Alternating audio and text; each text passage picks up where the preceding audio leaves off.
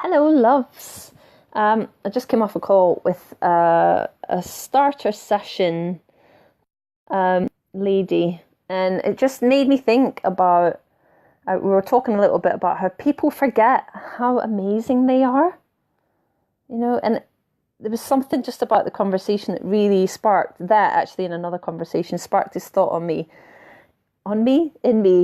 that we really truly absolutely forget how amazing we are. And I believe this happens from quite a young age. I think there are things that happen, or ways that perhaps our parents are, or maybe our peers treat us like, that mean that we start to diminish amazing things in the self, and we start to really forget that we're amazing. We're amazing human beings with amazing capabilities, right? And as a coach and doing the work that I'm doing now, sometimes find it kind of frustrating, because I can feel into the wounds of people. I can feel their shame and their pain, and I can connect to their inner child, and we can pull that out and talk to it a little bit. But the bit that people find the hardest, usually, although connecting to your inner child can be kind of scary, but usually the thing that is the hardest for people is to actually turn towards their amazingness, their brilliance, their talents, their gifts, and to really step into that and say, this is who I am. Sure, I have got all of that stuff. I have got pains and wounds from the past, and I have got some limiting beliefs about myself. But the biggest thing they struggle with is stepping into their power and stepping into what their soul sees them as. So I would love to encourage you today, because I really feel encouragement is the paradigm of the new world, not the new world order. And they might be watching, they'll come after me. Not that paradigm, but the paradigm of the new world, the new soul-aligned world, I want to say, where we encourage one another, we encourage ourselves, we are always looking for past our fears towards our brilliance, past our failures towards our achievements, right?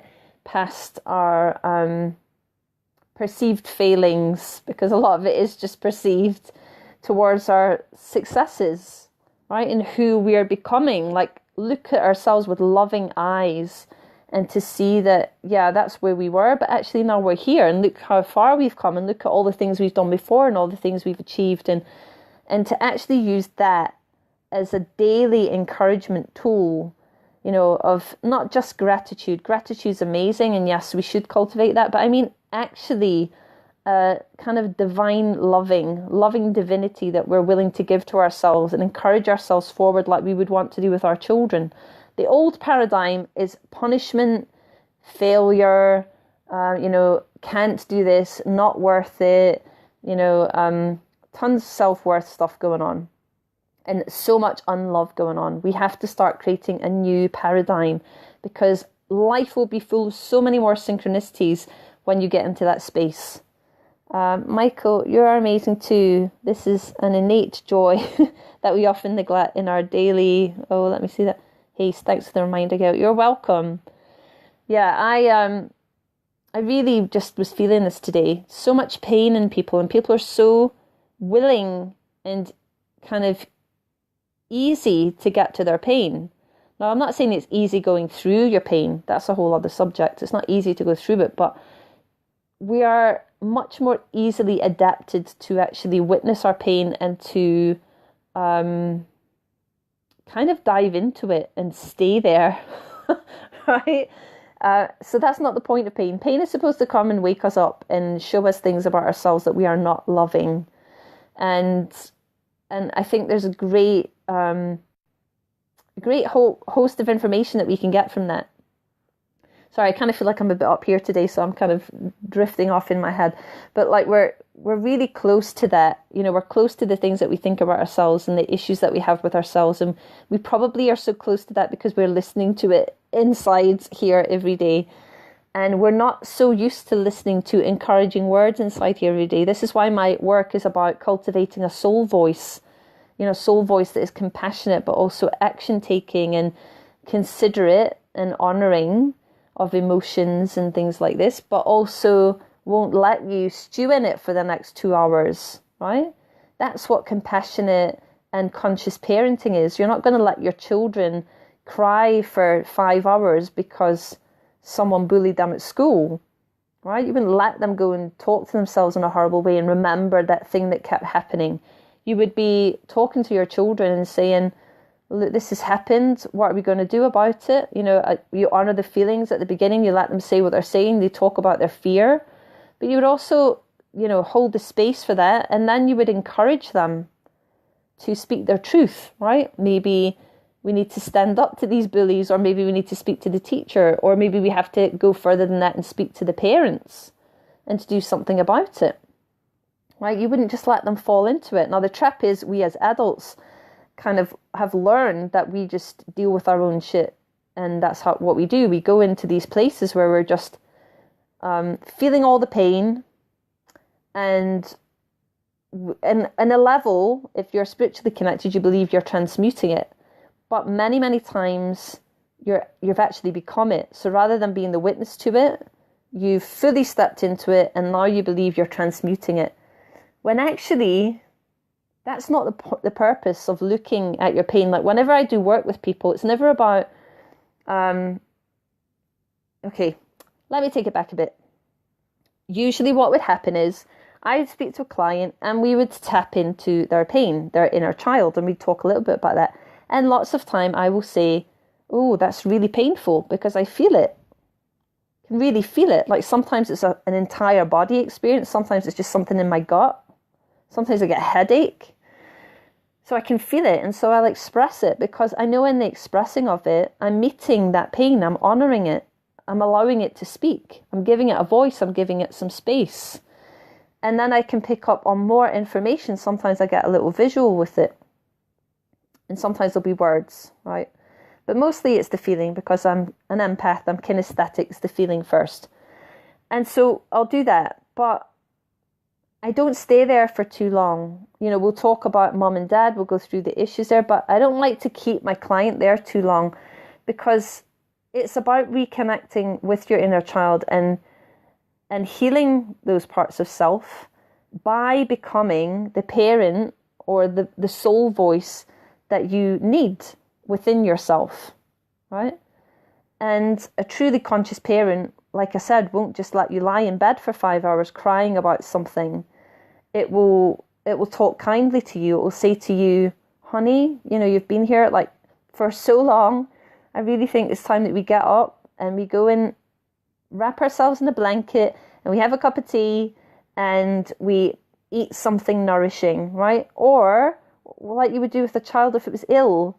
You wouldn't let it just be sitting and ill and hurt, you know, sniveling and crying, whatever. You probably would, you know, put a video on, like a movie or something, so that its mind's taken off it. It doesn't have to suffer by looking at its illness every minute of the day. And so, you know, many times I've been questioned about this thing of looking back. I believe it's very necessary to look back, to see our conditioning, to witness it. But I don't believe it's pertinent that we look back and then we just keep looking at it and looking at it and looking at it and looking at it and go, oh, and it becomes overwhelming. That's not ever going to get you anywhere. You're constantly just in it. We look back to witness, to see what conditioning we've brought into the now. And then we look forward to see where soul is calling us towards. All of the looking back is just actually to strip away the conditioning so that eventually at some point, you are going to be able to look forward with so much more ease that the past doesn't matter anymore, right? That's what the work I do is, right? So very timely thoughts for me. Thanks, Kevin. You're welcome. So it's just be very, very mindful of the language that you use with yourself. This is the work that I do. It's about cultivating soul voice. Soul voice will never say any crap about you. But it is like building a muscle. You have to practice it, right? In a moment when you're feeling sad and you feel like you're alone or no one understands you or you're not worth it or whatever you have collected from, you know, the paradigms of people who've told you that, and you've brought it into your daily experience, you have to be the one that cultivates a voice that says you're more. Because it's your job.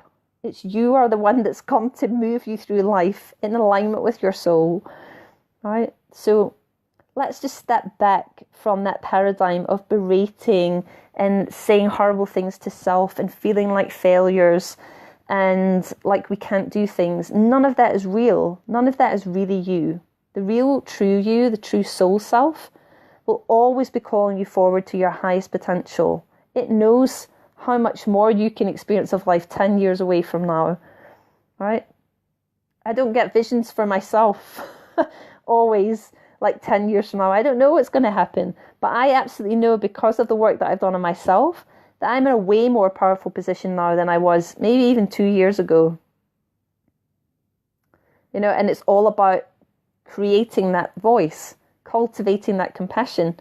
You can't do it any other way. If you still have a voice inside of your head that says crap about you, that you're rubbish and you can't do things, then your mind is not your friend yet. I remember someone saying that to me many years ago. Kira, she did a reading for me many years ago, and she said some things, and that line always stuck out. If your mind is saying these things, it's not your friend yet. And so the process is to learn how to make your beliefs about you and your thoughts about you in alignment with your soul, in alignment with your highest good, and stop believing what fear tells you, because fear, which is part of ego and inner child, but ego mainly, will always try and keep you in your box, because it's the only place it knows that you're kind of safe. Even if you're miserable and even if you are,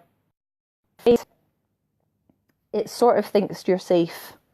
So it will always try and stop you. It doesn't want you to grow, right? So we have to create this other voice so that we get to grow. And we don't listen to that one anymore. Gail, you're amazing. Thank you, Ibrahim. So anyway, I'm going to go because I've done loads of calls this morning and my throat is really croaky and I need a break before my next one at 4. See, you can tell I'm tired. Didn't sleep well. But that's fine because I'm looking forward. I look forward to my bed this evening. So if any of you would like a free 30-minute session with me, then get in touch and we can talk inner child, and I can sway you away from that at some point. Once you've understood it, you know, once you understand it, it's fine. We need to understand it first. But then you want to be looking forward, right? So get in touch with me. I'll put my calendar link under this live stream and you can book in.